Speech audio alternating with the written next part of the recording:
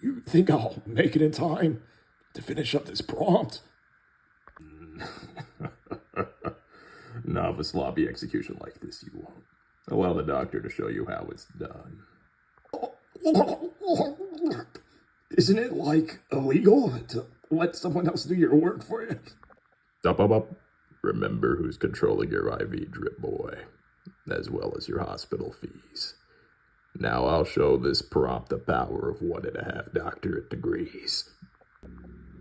First, we'll take a look at the first piece of evidence, which will be none other than the Florentine Codex, and it'll help us to look into the lives of the indigenous people before colonization and disease impacted them.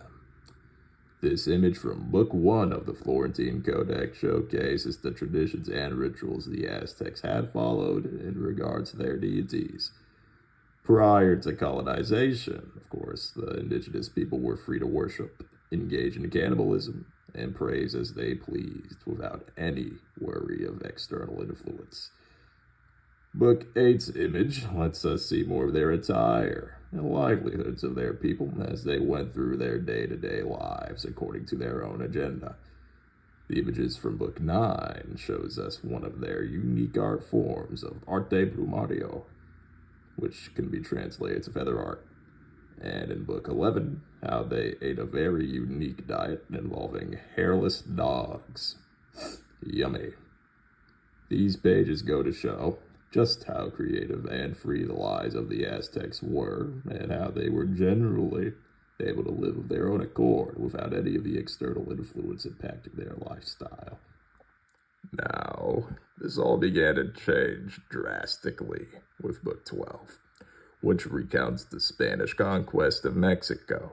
And in the time frame of about 2 years, they were able to conquer Mexico and subjugate the Aztecs.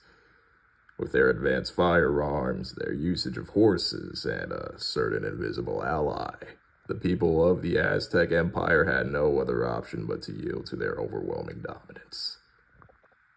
This dominant conquest did not just guarantee the ruling of a new king over the indigenous people, but it also guaranteed casualties like they've never seen before. The image here from Book 12 showcases the invisible ally's effectiveness in the 16th century. Smallpox. This disease was not to be scoffed at, as it did much more than just inconvenience your once beautiful complexion. An English translation from James Lockhart helps us to visualize how smallpox prevented people from even walking and forced them to just lay down and suffer without being able to move. Not being able to do so much as stretch or readjust themselves, since every single motion caused a painstaking scream to emit from their dying bodies. Even those who weren't afflicted as heavily as the others were scarred for life, and in some cases even lost an eye and were blinded. Just imagine being in their position right now with your conditions. I'd imagine you wouldn't even be able to think about the prompt, let alone an education with how much pain you'd be experiencing 24/7. Pages 102 to 103 of Chapter 7 of the epidemiology book Snowden 2019 shows us just how effective smallpox was in aiding the Spaniards in their colonization of the Americas. How in just 28 years, the native population was reduced from 1 million to 15,000, and the ultimate disintegration of society itself.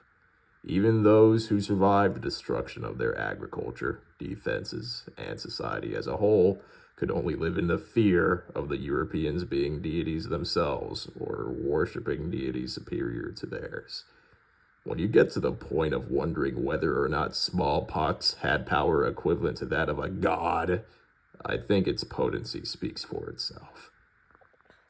Now from page 151 of the article Wilson 1997, Surviving the European Conquest in the Caribbean, we get a quote that allows us to confirm just how impactful disease was of a factor to the overall reduction of the population of the indigenous people.